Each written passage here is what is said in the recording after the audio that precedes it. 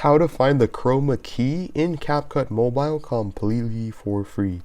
If this helped, drop a like, share the video, and subscribe for more. Presets and effects for life, click the link down below and enjoy the tutorial.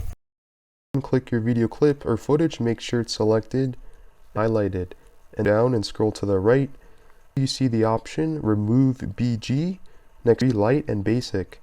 Now the first option which says auto removal. You can see Capcut has done an excellent job in separating our subject from video background. It takes some time, but we're happy and satisfied. You want to click the check mark. Trust me, the before and after is going to be insane.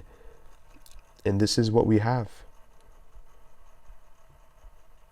Or should I say this is the before?